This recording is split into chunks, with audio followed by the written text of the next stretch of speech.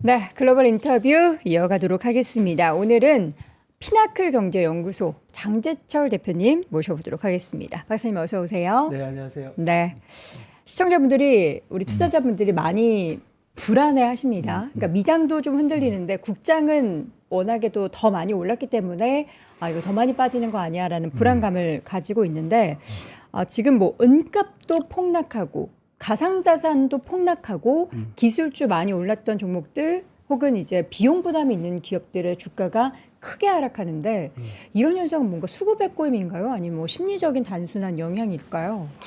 사실 그동안 주식시장 굉장히 좋았잖아요. 네. 그리고 우리가 계속 지난해 말부터 시장의 조정에 대한 우려가 계속 있었고 네. 거기에 대해서는 밸류에이션에 대한 부담 상당히 컸잖아요. 그리고 그와 더불어 가지고 밸류에이션뿐만 아니라 밸류에이션 부담의 원인이 되고 있는 지금 시장을 이끌어가는 AI 섹터 쪽에서의 어떤 수익성에 대한 문제들 계속 그러니까 AI 버블론 이런 것들이 이제 우려되던 상황에서 올해 들어오면서 시장에 안 좋은 뉴스들이 많았잖아요. 네. 뭐 제일 컸던 거는 지정학적 리스크로 뭐 베네수엘라 이슈 있고 이란 이슈도 있지만은 그 핵심에는 어떻게 보면 연준의 어떤 가버넌스가 변하면서 새로운 의장이 들어왔을 때 이 통화 정책 어떻게 갈 것인가에 대한 불안감. 이것이 근데 일단 지명이 되고 난 다음에 시장에서 나타난 현상 자체는 이 연준의 통화 정책이 앞으로 좀 더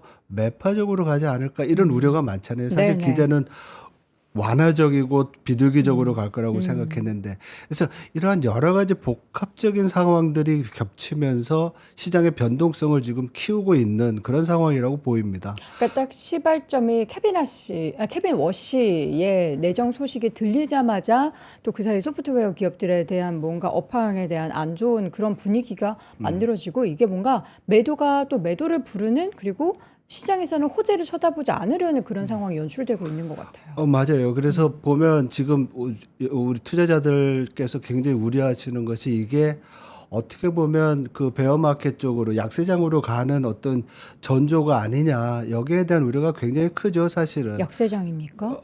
아니죠. 약세장으로 그리고 가는 약세장으로 겁니까? 가는 건 아니라고 저는 지금 생각하는데 네. 왜냐하면 뭐 이코노미스트로서의 어떤 시장을 평가할 때 주식 시장을 평가할 때 데이터로 말씀드릴 수밖에 없는데 뭐 실적도 있지만은 일단 시장의 변동성 자체로 보면 빅스 지수나 이런 걸 보면 지금 얼마 전까지 18, 17, 18이었다가 오늘 좀 20조 정도 올라오더라고요. 그러니까 장기 평균 수준으로 올라왔고 지금 수준이면 어떻게 보면 시장에서의 어떤 긴축이나 변동성 정도가 좀 고조되고 있는 모습이지만은 위기로 갈 수 있는 상황은 아니다. 이게 좀 더 위기 상황으로 가려면 지금보다 한 2배 정도 더 높아져야 되는 상황이거든요. 그래서 이런 부분들이 있지만은 변동성이 커지는 상황에서 밸류에이션 부담이 있기 때문에 지금 어떻게 보면 그동안 좀 주식에 대해서 우리가 오버밸류를 했던, 오버웨이트 했던 부분들이 있으면은 이제부터는 좀 정리를 좀 하는, 줄이는 건 아니지만은 뭐 섹터 로테이션이라든지 아니면 여러 가지 이런 어떤 조정이 좀 필요한 수준이다. 지금 더 담는 거는 이 수준에서는 좀 어려운 상황이라고 봐야 될 것 같은 생각이 듭니다. 그러면 기술주, 뭐 소프트웨어 이런 종목들이 고점 대비 굉장히 많이 밀렸는데 그런 종목을 저가 매수하기보다는 지금 시장에 로테이션이 발생하고 있는 성장주에서 기술주에서 지금 약간 전통 산업 관련한 종목들이 또 꽤 많이 오르고 그쪽 시장이 더 좋단 말이죠. 그렇죠. 그쪽으로 오히려 포트폴리오를 재정비를 일부 해야 된다라고 보시는 거군요. 예, 근데 그런 부분도 있지만은 네. 사실은 우리가 뭐 오늘도 계속 방송에서 얘기했던 것 같은데 뭐 아마존도 그렇고 알파벳도 그렇고 계속 실적에 대한 그 실적이 개선되는 거에 대해서는 우리가 좀 긍정적인 뷰를 가질 수 있는 부분이 있잖아요. 네. 그렇죠? 그렇지만은 문제는 뭐 요번에 나왔던 아마존도 보면은 캐펙스 투자. 예, 케이펙스 투자를 2천억 달러까지 늘리겠다. 알파벳 작년보다 2배 늘리겠다. 이런 부분들이 있으니까 이런 부분에 대해서 어떻게 보면 웨이트를 좀 잘 줘야 된다는 생각을 할까요? 좀 자본 비용 투자에 대한 부담은 있지만 그래도 실적 개선이 보이는 이런 기업들 뭐 알파벳 같은 경우는 괜찮은 것 같은 생각이 좀 들거든요. 개인적으로는 뭐 이런 식으로서 지금 밸류에이션 조정이 있다고 그래가지고 여기를 다 버리는 것이 아니라 제가 봤을 때는 실적 같은 것도 아니면 앞으로의 시장 전망을 보면서 그런 부분은 좀 놔두고 가는 게 좋지 않나 이런 생각을 합니다. 사실 지금 AI 플랫폼 기업들과 그 위에서 돌아갈 수 있는 여러 가지 소프트웨어 컴퍼니들 간에서의 어떤 보면 지금 뭐라 그럴까요? 우열 가리기가 좀 나오는 상황이잖아요. 그래서 이런 부분에서 궁극적으로 누가 시장을 지배할 것인가에 대한 전망 같은 게 상당히 중요한 것 같아요. 그러니까 지금은 우와 열을 가리는 그런 변동성이 있을 수밖에 없는 구간이고 그 캐펙 투자의 확대로 인해서 결국 누가 우위를 점하는지를 조금 지켜볼 필요가 있어서 뭔가 급하게 판단을 하고 그러니까 물론 내가 뭐 천리안을 내다보는 그런 뷰가 있다라고 하면은 미리 이렇게 하락대를 살 수 있겠지만 조금 차분히 지켜보다가 뭔가 방향성이 좀 진정이 되면은 그때 비중을 조금 늘리거나 관련한 기업들을 선택하거나 하는 전략이 더 좋겠군요. 안정적인 측면에서요. 네, 그래서 지금 보면은 뭐 지금 얘기 나왔던 스페이스 X와 AI 이런 부분에서의 합병 네. 이런 부분들을 보면은 저는 뭐 기술 전문가는 아니지만 결국 AI가 융합으로 가는 상황이고 그래서 AI와 로봇과 뭐 스페이스 이런 부분들이 합쳐지는 어떤 기술적인 변화 이런 상황을 본다고 보면 앞으로의 산업이 어떤 식으로 갈지에 대한 그런 어떤 흐름을 보이는 게 아니냐 이런 생각이 좀 들거든요. 그래서 이런 부분들에 대해서 더 연구하고 좀 관심을 가져야 되지 않을까 이런 생각을 합니다. 이번 주 시장을 내내 좀 지켜보셨을 텐데 어떤 이슈를 가장 좀 크게 눈여겨보셨습니까? 사실 AI 붐 시작하면서부터 계속 봤던 것은 지금 이 많은 AI 기업들이 과감하고 어떻게 보면 무지막지한 투자를 하고 있는데 네. 이 투자에 대한 수익성이 언제 나타날까에 대한 이슈였잖아요. 그래서 케이펙스 비용 부담에 대한 이 이슈들을 어떻게 털어나갈지에 대한 문제인데 지금 그것이 시장을 흔드는 그런 상황이라고 보고 있어요. 그래서 제가 볼 때는 일부 그 플랫폼 기업들에서의 어떤 수익성 전환이 가시적으로 나타나고 있지만은 네. 지금 하는 이런 투자들이 과연 어느 시점에서 수익을 가져올 수 있을지 이거에 대한 평가들이 계속 걸리는 부분이라고 생각이 듭니다.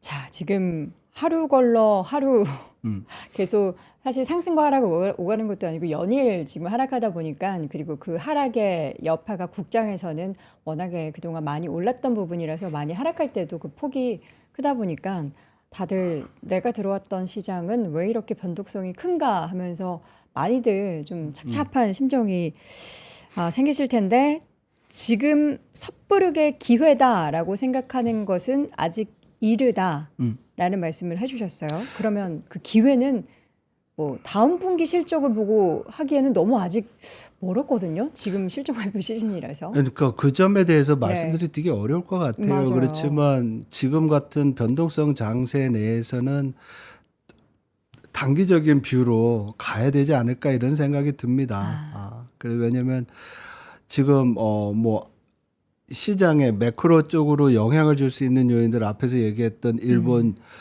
뭐 선거 이슈도 있고 네. 또 지금 미국에서 나오고 있는 고용 지표들이 지금 불안하게 나오고 있잖아요. 네. 민간 부분에 있어서의 고용이라든지 아니면 신규 실업 청구 건수도 지금 늘어나고 있고 구인 대비 실업자 대비 구인 비율도 지금 1미터로 지금 내려와 가지고 미국의 노동 시장의 어떤 둔화가 생각보다 좀 빠른 거 아니냐 이런 생각들이 좀 들면서 사실 시장에는 우호적이지 않은 상황이잖아요. 그리고 미국에 있어서도 지금 보면은 인플레이션 압력 여전하고 네. 그래서 이런 여러 가지 상황 속에서 시장 자체 내에서의 변동성이 있을 때는 제가 볼 때는 앞에서 말씀드렸던 것처럼 어떤 급격한 뭐 포지션 조정이라든지 막 이런 것보다는 좀 가지고 있는 주식이나 아니면 좀 뭐라 그럴까 리밸런싱 네, 같은 네. 것들 이런 부분을 좀 하는 게 낫지 않나 이런 생각을 합니다. 조금 피해 있는 게 오히려 더 좋겠다. 지금 최근에 그 젠슨왕 CEO가 어젯밤에는 지금 최근에 이제 소프트웨어 관련한 기업들의 주가에 폭락이 나타나고 하는 것에 대해서 코멘트를 했습니다. 좀 AI 산업이 파괴될 것이다라는 우려를 시작이 하는 건 너무나 과장된 상황이다라고 했는데 대표님도 그렇게 생각하시나요? 예, 저는 뭐 앞으로의 산업은 네. AI가 주도할 수 있는 상황이라고 보고 있고요. 그리고 그런 산업의 어떤 트렌드가 앞에 뭐 얘기할 수 있는지는 모르지만 이미 실물 경제에서 나타나고 있잖아요. 아마존 지금 해고하고 있고 구조조정하고 있고 또 UPS는 여러 가지 또 물류 기업들에서의 인력 조정이 나타나고 있고 또 AI와 로봇이 결합하면서 진짜 생산 현장에서의 로봇의 역할이 커지고 있고 이런 전반적인 산업의 흐름을 놓고 본다고 하면 제가 볼 때는 뭐 일부에서 전망하는 것처럼 앞으로 10년 동안 적어도 5년 동안 AI 부분에서의 어떤 자본 지출, 투자 자체가 연평균으로 30% 이상 계속 지속될 거라는 얘기 하잖아요. 이런 부분들은 제가 볼 때는 젠슨 왕의 어떤 그런 뭐 주장을 뒷받침하지 않나 이렇게 생각을 해요. 그래서 지금 가고 있는 상황에 대해서는 소위 말해서 이 우리가 옛날에 미국 같은 경우면 영토 확장할 때 가서 깃발 꽂잖아요. 그것처럼 지금은 무모하다고 표현을 했지만 과감한 기술 투자와 자본 투자를 통해서 효율성을 올릴 수 있는 그런 여건을 만드는 기업들이 결국은 승자가 되면서 AI 산업을 주도해 나가고 그 가운데 뭐 엔비디아도 있을 거고 우리 삼성 하이닉스도 있는 것처럼 이런 인프라 기업들도 필요하지 않나 이런 생각을 합니다. 그래서 저는 굉장히 AI 쪽에 대해서는 긍정적으로 생각을 하고 있어요. 그러니까 그 산업에 있어서의 발달과 계속해서 확장되는 것에 있어서는 우리가 의심할 필요가 없는데 그 중간에 과거에 이제 엔비디아도 갑자기 뭐 매출이나 마진율 줄은 것 때문에 시장에서 굉장히 또 우려를 한번 했었던 전례가 있었고 지금은 이제 소프트웨어 기업도 이거 살아남는 기업이 과연 몇이나 될까 이런 우려 때문에 지금 시장이 계속해서 출렁출렁이는데 결국에 그 산업의 방향성은 지금 맞다. 달라진 게 없다. 그렇죠. 네. 뭐 방향성은 달라진 거 없고 어떻게 보면 지금 엔비디아 젠슨 왕이 얘기를 했지만 앞으로 5년 뒤에 엔비디아가 지금의 위치를 차지할 수 있을까? 여기에 대해서는 우리가 계속 그 가는 과정 동안에 우리가 모니터링하고 선택해야 될 그런 주제라고 생각을 합니다. 왜냐하면 산업의 어떤 흐름 자체가 기존의 승자가 계속 지속될 수 있는 그런 여건을 안 만들 때가 있잖아요. 네. 지금 어떻게 보면 AI 나오고 난 다음에 지금 소프트웨어 기업들이 힘든 이유가 기존의 플랫폼 기업들이 그 역할을 하기 때문에 또 그렇게 커지는 거잖아요. 그쵸. 그리고 일부에서는 지금 여러 가지의 AI 플랫폼 기업들이 있는데 이 기업들 중에서 예를 들어서 알파벳이 또 완전히 독점을 하게 된다. 그렇다고 보면 지금과 같이 또 굉장히 다양하게 또 뭐라고 할까 데이터 센터라든지 자본 지출을 할 필요가 없을 수도 있잖아요. 그러면 또 엔비디아 같은 또 회사들은 또 어려울 수 있는 거고. 그래서 이 산업 AI 산업 이 생태계 자체가 변하는 것, 진화하는 거에 대해서는 우리가 좀 조심을 해야 되지 않을까 이런 생각을 합니다. 산업 자체는 발전해 나가겠지만은 그 안에 플랫폼에 어떤 기업들이 올라와 있고 이런 기업들은 어떤 식으로 하드웨어들이 인프라들이 지원을 할지에 대해서는 우리가 앞으로 계속 봐야 되는 것 같아요. 산업이 발전해가고 나가고 있는 그 상황에서의 경쟁은 불가피하고 거기에서 살아남는 기업이 누가 될지 사실 우리가 완전하게 속단할 수 없는 상황에서 만들어질 수밖에 없는 지금의 불안은 우리가 관련한 기업들을 투자하는 사람 입장에서는 어떻게 보면은 성장에 대한 기대감이 있는 만큼 불안감도 변동성에 대한 불안감도 같이 좀 가져가야 되는 게 필연적이지 않을까라는 생각이 네, 맞습니다. 그런 들긴 데서 합니다. 어떻게 보면 우리 네. 투자자들이 기회를 찾을 수 있는 것 같아요. 그래서 우리가 과학공상 영화에서 많이 봤던 것이 뭐냐면 우주에서 벌어지고 있는 어떤 과학의 발전이었잖아요. 지금 스페이스 X와 XAI 이런 모든 어떤 융합이 나타내는 것들이 뭐 데이터 센터를 우주에 짓는다는 것도 어떻게 보면 신박한 아이디어인데 그게 현실화되는 것처럼 이 뭐 지구상 그러니까 우주가 아니라 이 지구에서도 어떤 다른 또 기술적 변화가 나타날 수 있기 때문에 네. 그런 것들은 새로운 기업들이 또 창출해 나갈 거라고 봅니다. 지금 우리나라 미장 투자자분들이 알파벳이나 뭐 테슬라, 마이크론 테크놀로지, 엔비디아 이런 정말 기술주 중심의 포트폴리오가 큽니다. 뭐 미국에서도 워낙에 그 M7 비중이 크니까요.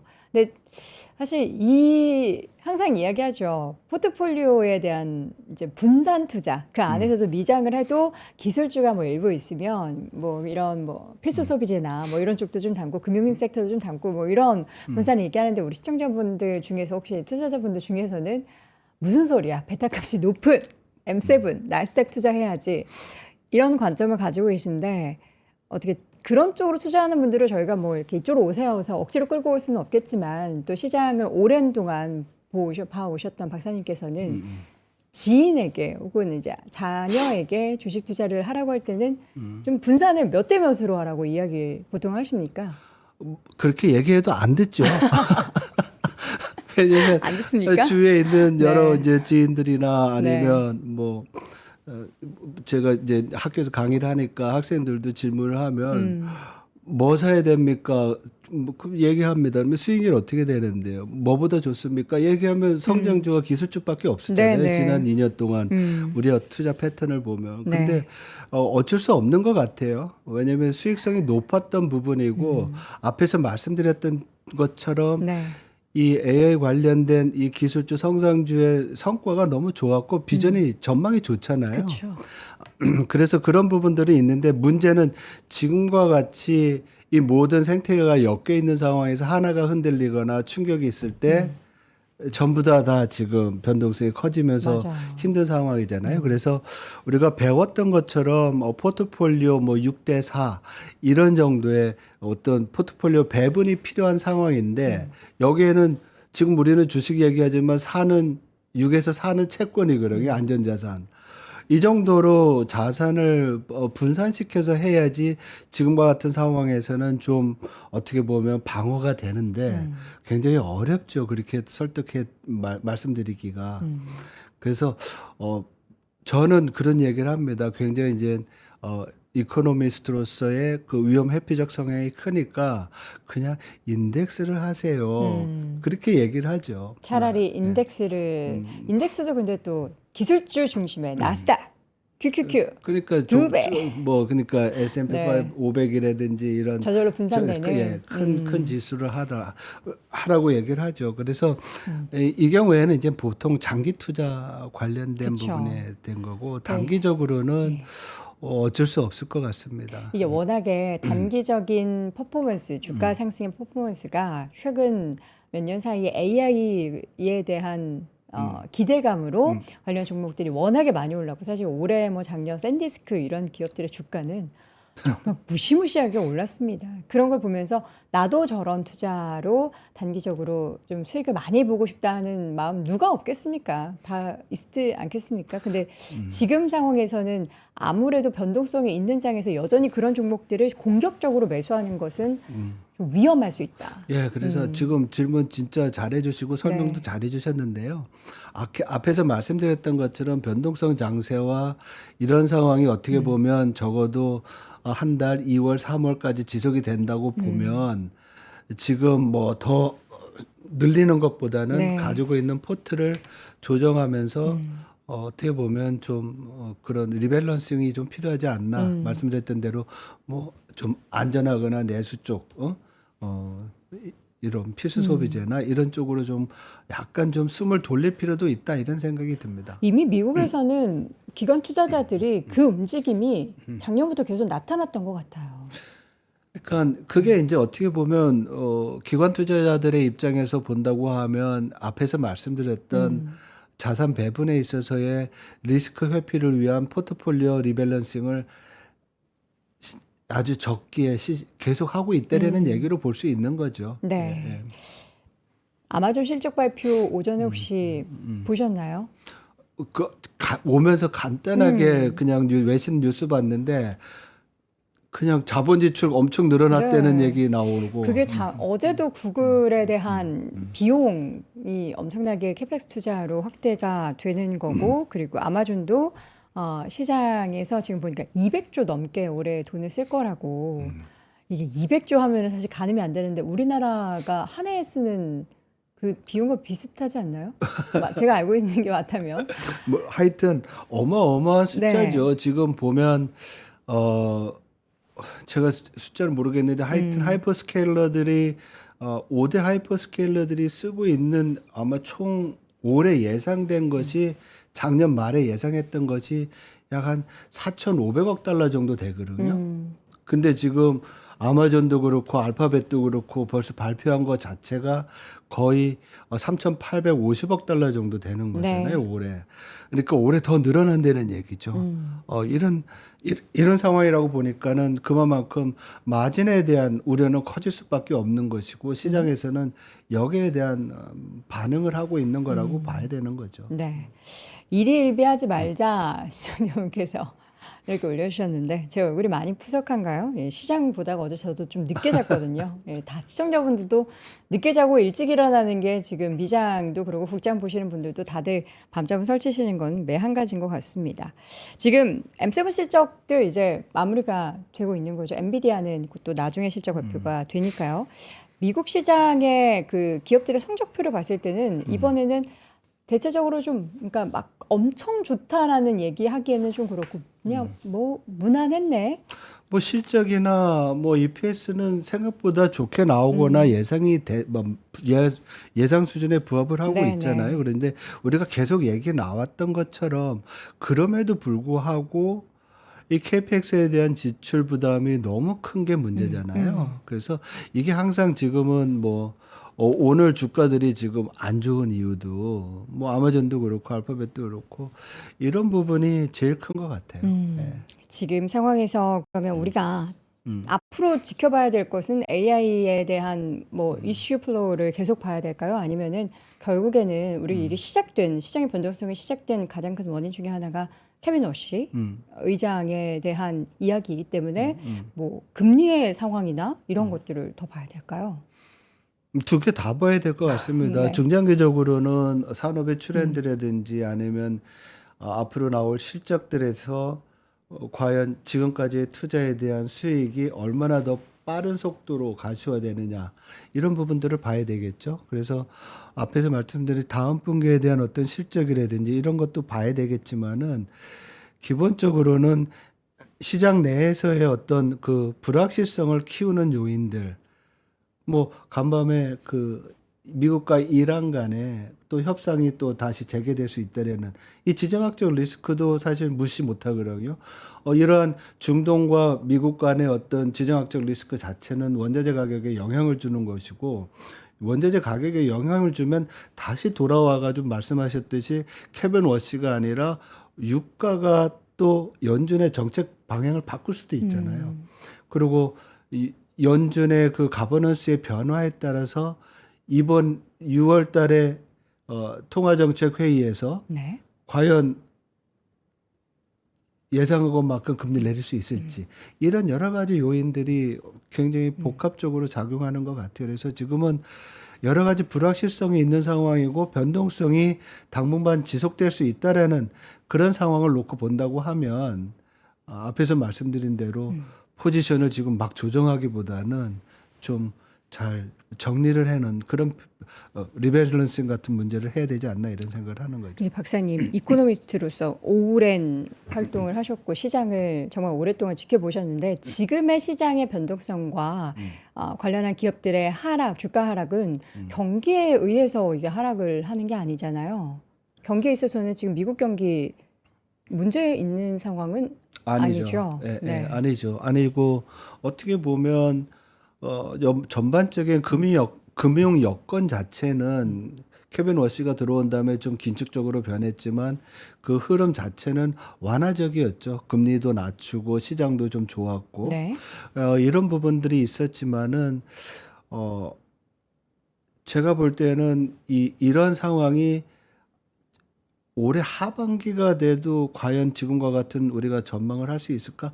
이런 거는 좀 아닌 것 같다는 생각이 들어요. 하반기로 갈수록 경제 펀더멘탈 면에서는 금리라든지 아니면 달러라든지 이런 부분들이 다시 강해질 수 있는 그런 상황이 오지 않을까 이런 생각을 합니다. 그래서 어떻게 보면 지금의 시장 조정이 그때를 대비해서 더 좋은 조정이 아닌가 이런 생각도 좀 들기도 해요. 오히려 미리 좀 이렇게 네. 숨고르기를 하는 게 네, 네. 전체 올해 흐름에 봐서는 좋은 상황이다. 그렇죠. 그렇지 않고 지금 계속 달려서 뭐 6월까지 가고 난 다음에 네. 그 다음에 어떤 정책 변화가 예상과 다르게 우리 지금 정책 변화는 더 금리는 내려오고 경기는 더 좋아지는 그런 상황인데 그게 아니라 정책 금리는 올라가게 되고 장기 금리도 올라가게 되고 달러도 강세가 되면서 2026년 하반기 이후 미국 경제에 대한 전망이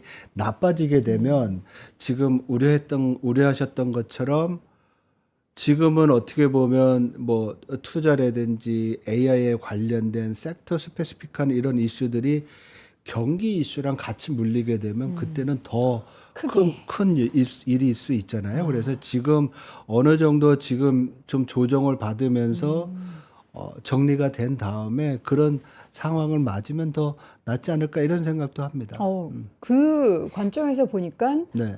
오히려 뭐 물론 이제 지금 당장에 우리가 뭐 일주일 열흘 이렇게 수익이 나지 않고 마이너스가 찍히는 내 계절을 보면은 마음이 아프지만 올해 내내 우리가 정말 농부의 심정으로 농사를 짓는다라고 봤을 때는 이런 시장의 하락이 좀 어떻게 보면 필요한 상황이구나라는 생각도 드네요. 예, 이렇게 말씀드리는 이유는 뭐 지금 세계 경제 전망을 봤을 때는 상반기보다 하반기에 어떻게 보면 성장이 좀 더 상향 조정될 가능성이 더 높다고 봐요. 왜냐하면 그동안 많은 나라들이 금리 인하를 하면서 통화 정책을 완화적으로 간 효과가 시차를 가지고 나타나는 네. 그게 있을 것이고요. 그럼 미국 같은 경우에는 OBBA를 통해 가지고 물론 일부에서는 그 효과가 크지 않겠다고 하지만은 궁극적으로 확장적인 재정 정책의 효과가 또 하반기에 나타나면서 성장을 올려줄 가능성이 있다는 걸 보면은 뭐 일본도 지금 추경을 하고 확장 재정을 쓴다 그러잖아요. 그래서 이러한 어떤 글로벌한 정책의 어떤 흐름을 놓고 본다고 하면 오히려 하반기가 됐을 때는 경제 활동이 상반기보다 좀 더 개선이 되면서 물가 압력을 높여줄 수 있는 그래서 스티키한 인플레이션 자체가 우리는 지금 점점 내려와서 내년이 되면 2%로 간다고 얘기를 하는데 그렇지 않을 수도 있다라는 생각이 좀 많이 들어요. 그러면 왜요? 지금 말씀드렸던 여러 가지 경기적 요인이나 이런 것들이 보면 인플레이션이 더 빨리 내려오지 않게 붙들어 막 잡고 있거나 아니면 위로 올라갈 수 있거든요. 예를 들면 지금 호주 은행이 금리 인상했잖아요. 그리고 올해 추가적으로 2번 더 할 예상이 있거든요. 호주는 그렇죠. 지금 일본만 금리 올리는 게 아니에요. 네. 그래서 올해 통화 정책은 작년에는 모든 중앙은행이 일본을 빼놓고 다 동조화 현상을 보였다고 하면 올해는 이제는 비동조화, 탈동조화가 될 가능성이 커요. 그리고 캐나다도 올해 지금 많은 뭐 전망은 동결할 거로 보지만은 인플레이션이면 압력이 있어서 어쩌면 올릴 수 있다라는 전망도 나오고 있거든요. 그래서 이러한 현상들이 하반기로 갈수록 좀 더 커진다고 하면 사실 시장에는 상당히 긴장 요인으로 작용할 수가 있죠. 그럼 지금 상황에서 사실 뭐 경기에 대한 꺾이고 뭐 이런 것들은 다 차치하고서 산업적인 이슈로 이렇게 지수가 하락한 게 오히려 미리 좀 이렇게 어느 정도 좀 진정을 시켜두고 다져놓고서 그리고 이렇게 놓고 보면 어떻게 기업들이 또 AI 기업들도 생각을 좀 하겠죠. 지금 투자한 거에 대해서 어느 속도로 수익성을 내야지만 투자자들이 안정을 하고 시장 지배력을 늘릴 수 있는지. 그래서 굉장히 건전한 조정이라고도 볼 수 있을 것 같아요. 이게 돈 버는 그 속도를 그들이 마음대로 조정을 할 수는 없겠지만 더 돈을 벌기 위해서 노력을 배로 더 하겠죠. 그러면서 우열이 갈리겠죠. 예. 거기서 살아남는 기업이 지금 당장 누가 될지는 모르지만 시장에서는 지금 약간 알파벳 쪽에 있어서 무게를 두고 있기는 한데 그렇다고 뭐 마이크로소프트나 다른 기업들이 가만히 있을 것 같지는 않고 그렇죠. 이게 우열을 가리는 거는 지금 당장은 어렵지만 곧 보이겠죠. 그게 실적으로 나타날 테고 아마 점점 가셔야 되지 않을까 이런 생각이 듭니다. 예. 이번 분기의 가이던스는 사실 별로 시장에 의미를 부여하는 것 같진 않아요. 네네. 왜냐하면 당장에 이게 효과가 있는 것인가에 대해서는 그들도 모르기 때문에 시장 참여자분들도 그 가이던스에 대해서 그렇게 신뢰하는 것 같지는 않습니다. 자, 지금 이번 주는 그러면 변동성이 마무리가 되는 그런 구간이다라는 생각보다는 이 변동성이 추가적으로 더 이어질 것을 좀 네. 생각하고 대응을 해야 되는 게 네. 좋겠네요. 아무래도 지금 센티멘트 되게 안 좋은 상황이잖아요. 변동성이 네, 커지고 있으니까 들어오기 전에 잠깐 보니까 뭐 한 30분 전에 봤던 그 금값과 은값의 하락폭이 점점 더 커지고 있더라고요. 맞습니다. 그래서 이렇게 이제 시장에서의 어떤 위험 회피 성향이 점점 커지고 있는 것 그 네. 자체는 약간은 지금은 좀 정지해야 되는 우리도 너무나 막 뛰어들기보다는 정지해야 되는 그런 상황이라고 볼 수 있는 거죠. 지금 막 파도가 치고 있는데 거기에 막 몸을 던지기보다는 그 파도가 좀 잔잔해지기를 기다리는 게 오히려 그렇죠. 좋다. 지금 또 뭐 왜냐면 지금 다들 못 산 분들이 네. 나는 뭐 삼성전자, 뭐 하이닉스, 기술주 마이크론, 샌디스크 이런 종목들 못 샀기 때문에 지금의 이 단기적인 하락은 나는 매수 타이밍이다라고 생각해서 적극적으로 비중을 늘리시려는 분들이 꽤 계시거든요.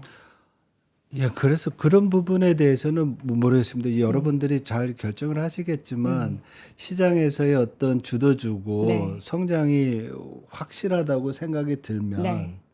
여기에 대해서는 뭐 어떻게 보면 뭐라 그럴까요? 비중을 좀 내려갈 때마다 좀 늘리는 것도 생각이 좋은 생각이라는 생각이 듭니다. 그렇지만은 그 기다려야 되는 기간이 그쵸. 지금 우리가 모르고 있기 때문에 알 그게 수가 감당이 된다고 하면 그런 부분들에 대해서는 괜찮지 않을까 이런 알겠습니다. 생각됩니다. 조정 시 분할 매수라는 관점이 좋기는 한데 우리가 어느 정도 시간을 놓고 기다려야 할지에 대해서는 확신을 할 수 없기 그렇죠. 때문에 그 부분도 잘 생각을 하셨으면 좋겠습니다. 변동성 있는 시장에 대한 전략들 좀 고견을 들어봤고요. 피나크 경제연구소 장재철 박사와 함께했습니다. 고맙습니다. 맞습니다. 자, 오늘도 월스트리트 모닝 브리핑 함께 하셨습니다. 자, 오늘 시장은 과연 금요일 얼마나 변동성이 또 있게 될지 잠시 이어진 오늘 아침 라이브 그리고 더블 밸류업을 통해서 확인해 보시기 바랍니다. 저는 다음 주 월요일 오전 6시에 다시 돌아오겠습니다. 여러분 오늘도 고맙습니다.